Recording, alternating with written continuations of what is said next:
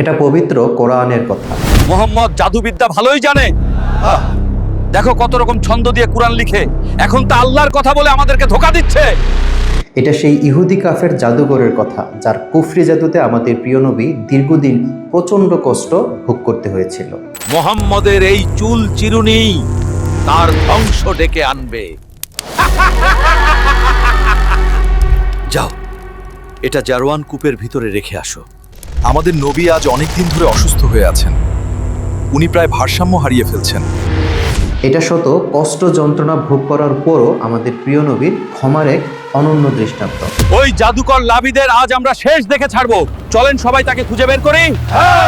নবীর সাহাবাগণ, আপনারা সবাই শান্ত হন। আমাদের নবী সবাইকে শান্ত হতে বলেছেন। এটা উম্মতে মুহাম্মাদির কুফরি জাদু থেকে আশ্রয়ের পথ, সূরা ফালাক এবং নাসের কথা। قل أعوذ برب الفلق من شر ما خلق قل أعوذ برب الناس। এখন কথা হচ্ছে, আমরা হাতে গোনা কয়জন মানুষ আছি যারা কোরআন বুঝে শুনে জানার চেষ্টা করি? তাহলে আদৌ কি এই কোরআনকে আমরা আমাদের পথের দিশারি করতে পারছি? এই সেই কিতাব, এতে কোনো সন্দেহ নেই, এটা মুত্তাকিদের জন্য পথপ্রদর্শক। ইয়া আল্লাহ। সেই ছোটবেলা মুক্তবের হুজুরের বেতের ভয়ে শুনে শুনে মুখস্থ করি পবিত্র কোরআনের শেষ দুইটি সূরা, সূরা নাস এবং সূরা ফালাক। قل أعوذ برب الفلق من شر ما خلق। কখনো তা নাজিল হওয়ার পেছনের উদ্দেশ্য এবং এই সূরা দুইটির মাহাত্ম্য জানার চেষ্টা করিনি। চোখ রাখুন, দেখতে থাকুন। এই সূরা দুইটি নাজিল হওয়ার পেছনের সেই বিস্ময়কর ঘটনা এবং তার অলৌকিক মাহাত্ম্য নিয়েই আমাদের আজকের এই ভিডিওটি সাজিয়েছি আপনার জন্য। বিসমিল্লাহির রহমানির রহিম। মক্কার মুশরিক এবং মদিনার ইহুদি কাফেররা বিভিন্ন সময় বিভিন্নভাবে আমাদের প্রিয় নবী হযরত মুহাম্মদ সাল্লাল্লাহু আলাইহি সাল্লামকে হত্যা চেষ্টা করে এবং তারা ব্যর্থ হয়। মক্কার লাবিদ ইবনে আসাম নামের একজন ইহুদি কাফের জাদুঘর ছিলেন। সে জাদুবিদ্যায় অত্যন্ত দক্ষ ছিল। সে মূলত মদিনার ইহুদি বনু জুরাইক গোত্রের লোক ছিল। এই গোত্রটি মদিনার অত্যন্ত প্রভাবশালী ইহুদি গোত্রের মিত্র ছিল। এখন কথা হচ্ছে, ইসলামের উত্থান এবং রাসূল সাল্লাল্লাহু আলাইহি সাল্লামের উত্তরোত্তর সাফল্য দেখে এই জাদুকর লাবিদ ইবনে আসাম অত্যন্ত ঈর্ষান্বিত এবং ক্ষুব্ধ হয়েছিল। মক্কাবাসী, সময় থাকতে সতর্ক হও। কারো কথায় নিজেদের বিশ্বাস নষ্ট করো না। তার মূল লক্ষ্য ছিল রাসূল সাল্লাল্লাহু আলাইহি সাল্লামকে বিভ্রান্ত করা এবং ওনার নবুয়তের বিভিন্ন কাজে বাধা সৃষ্টি করা। এজন্য তার জাদুবিদ্যাকে কাজে লাগিয়ে এই কাজটিকে সফল করতে, অর্থাৎ আমাদের নবীর নবুয়তের কাজকে বাধাগ্রস্ত করতে সে বিভিন্নভাবে ষড়যন্ত্রের পরিকল্পনা করতে থাকে। মহানবীর বাসায় একজন ইহুদি বালক সেবক কাজ করত। সে নবীজির বাসায় আসা যাওয়া করত। লাবিদ ইবনে আসাম তার এই কুপরিকল্পনা বাস্তবায়ন করতে সে এই ইহুদি বালকটিকে টার্গেট করে।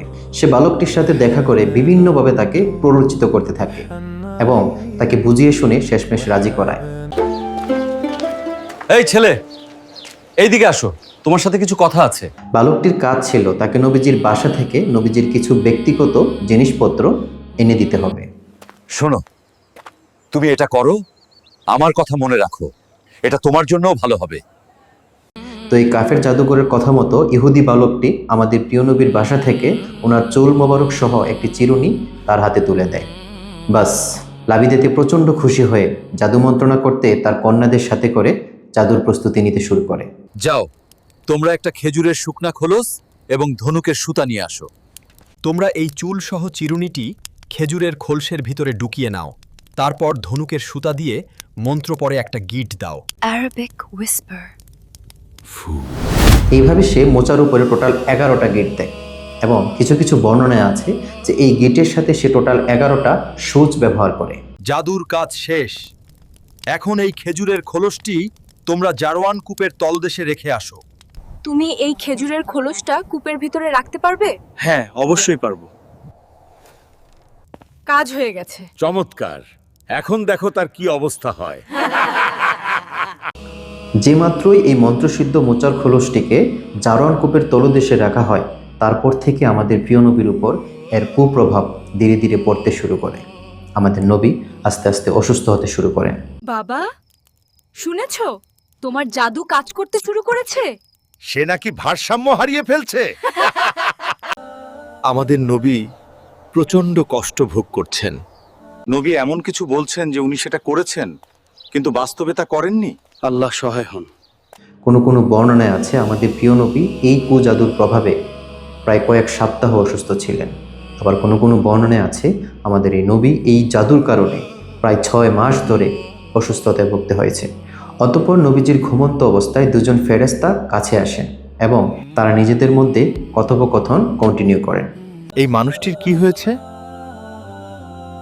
উনাকে জাদু করা হয়েছে। কে জাদু করেছে? লাবিদ ইবনুল আসাম জাদু করেছে। কি দিয়ে জাদু করেছে? চিরুনি, চুল ও খেজুর গাছের মোচা দিয়ে। জাদুর জিনিসগুলো এখন কোথায়? জারওয়ান কূপের তলদেশে রাখা আছে। ফেরেশতাদের এই কথোপকথন শুনে আমাদের প্রিয় নবী সাথে সাথেই ঘুম থেকে উঠে পড়েন। হযরত আয়েশা রাদিয়াল্লাহু তাআলা আনহু থেকে বর্ণিত, প্রিয় নবী ওনার কাছে বলেছিলেন যে জাদুর কুপ্রভাবে সেই জারওয়ান কূপের পানিগুলো মেহেদি পানির মতো একদম কালচে হয়েছিল এবং সেই খেজুর গাছের মাথাগুলো একদম শয়তানের মাথার মতো দেখাচ্ছিল। চলো, প্রিয় নবী আমাদের কেন ডেকেছেন শুনে আসি। হ্যাঁ, চলো। নবীজি ফেরেশতাদের মাধ্যমে এই তথ্য জানার পর সাহাবাদের নির্দেশ দেয় তারা যেন সেখানে গিয়ে খোঁজ করে যে আদৌ এই জাদুর জিনিসপত্র সেখানে রাখা হয়েছে কিনা। আমাদেরকে যত দ্রুত সম্ভব জারওয়ান কূপের খোঁজে যেতে হবে। হ্যাঁ, চলো, দ্রুত যাই। সাবধান, ধীরে ধীরে নামতে থাকো, আমরা তোমাকে সাহায্য করছি। জাদুর সামগ্রী খুঁজে পেয়েছো? আমি খেজুর গাছের মোচার খোলস খুঁজে পেয়েছি। চলো, এটা নবীজির কাছে নিয়ে যাই। তারা সেই খেজুর খোলসের ভেতরে থাকা চুল চিরুনি সহ সমগ্র বিষয়টি আমাদের নবীর কাছে নিয়ে আসেন। প্রিয় নবী যখন দেখলেন যে জাদুর সামগ্রী ওনার চোখের সামনে, তখন উনি লক্ষ্য করলেন যে খেজুরের খোলসের উপর 11টা গিট দেওয়া আছে। আর তখনই সঙ্গে সঙ্গে নাজিল হয় পবিত্র কোরআনের সর্বশেষ দুটি মহামান্বিত সূরা, সূরা ফালাক এবং নাস। قل أعوذ برب الفلق قل أعوذ برب الناس। এখন অবাক করা বিষয় হচ্ছে আমাদের প্রিয় নবী যখন সূরা ফালাক এবং নাসের 11টি আয়াত একটা একটা করে পাঠ করেন, তখন ওই খেজুরের খোলসে থাকা 11টি গিট একটি একটি করে খুলতে শুরু করে। এইভাবে আমাদের প্রিয় নবী এই জাদুর কুপ্রভাব থেকে রক্ষা পায় এবং উনি খুব শীঘ্রই সুস্থতা লাভ করেন। এখন চলেন এই দুইটি সূরার 11টি আয়াতের মধ্যে আমাদের সৃষ্টিকর্তা নবীর উম্মতের জন্য কি দিয়েছেন এবং কিভাবে আমরা আমাদেরকে কুমন্ত্রণা, জাদুটোনা এবং কুদৃষ্টি থেকে হেফাজত করতে পারি তা শিখিয়েছিলেন, তা জেনে আসি। بسم الله الرحمن الرحيم قل أعوذ برب الفلق। বলুন, আমি আশ্রয় চাই ভোরের প্রভুর কাছে। এখানে ফালাক মানে হচ্ছে ভোরের আলো, অর্থাৎ আল্লাহ সেই সর্বশক্তিমান যিনি অন্ধকার দূর করে আলো সৃষ্টি করেন। তার কাছে সব অনিষ্ট থেকে আশ্রয় নিতে হবে। من شر ما خلق। তিনি যে সৃষ্টি করেছেন তার অনিষ্ট থেকে। তার তাফসির হচ্ছে দুনিয়ার সব সৃষ্টির মধ্যে উপকার আছে, আবার কিছু সৃষ্টিতে ক্ষতির আশঙ্কাও আছে। মানুষ, জিন, শয়তান এদের যে কোনো ক্ষতি থেকে একমাত্র আল্লাহর কাছেই আশ্রয় প্রার্থনা করতে হবে। ومن شر غاسق إذا وقب। অন্ধকার রাতের অনিষ্ট থেকে যখন তা ছড়িয়ে পড়ে। রাতে শয়তানের কার্যক্রম, জিনদের চলাফেরা, বিপদাপদ, ভয় ইত্যাদি বেড়ে যায়। তাই রাতের অন্ধকারের ক্ষতি থেকেও আল্লাহর কাছেই আশ্রয় চাইতে হবে। ومن شر النفاثات في العقد। গিটে ফু দিয়ে জাদু করা নারীদের অনিষ্ট থেকে। মূলত এখানে বোঝানো হয়েছে যারা গিটে ফু দিয়ে জাদু মন্ত্রণা করে দেয় তাদের থেকেও আশ্রয় প্রার্থনা করতে হবে সেই সর্বশক্তিমান আল্লাহর কাছে।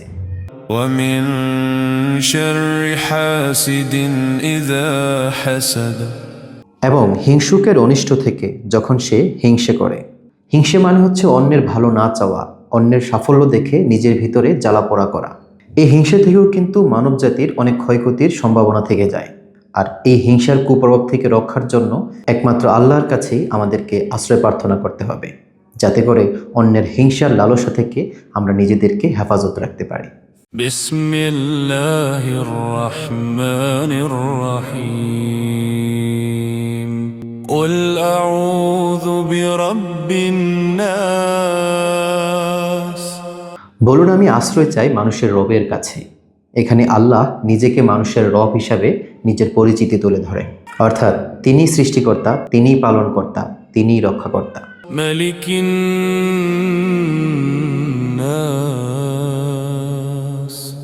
মানুষের অধিপতি অর্থাৎ আল্লাহ, তিনি এক এবং অদ্বিতীয় মানুষের শাসক, যিনি মানুষকে শাসন করেন, যিনি মানুষকে লালন পালন করেন, দুর্যোগ থেকে, বিভিন্ন ক্ষয়ক্ষতির হাত থেকে রক্ষা করেন। إله الناس মানুষের উপাস্য অর্থাৎ আল্লাহই একমাত্র ইলাহ, যার উপাসনা করতে হবে। শয়তানের ধোকায় পড়ে প্ররোচিত হয়ে যেন অন্য কোনো কিছুর উপাস্য মানুষ না করে থাকে। من شر الوسواس الخناس কুমন্ত্রণা দানকারী পিছুহটা শয়তানের অনিষ্ট থেকে। এখানে ওয়াসওয়াস মানে মনের ভিতর খারাপ চিন্তা ঢুকিয়ে দেওয়া। শয়তান মানুষকে পাপে প্রলুব্ধ করে, কিন্তু যখন মানুষ আল্লাহর নাম নেয় সে পিছিয়ে যায়। الذي يوسوس في صدور الناس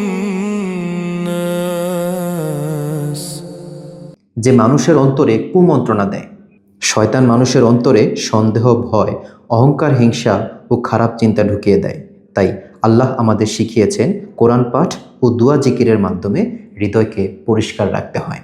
من الجنة والناس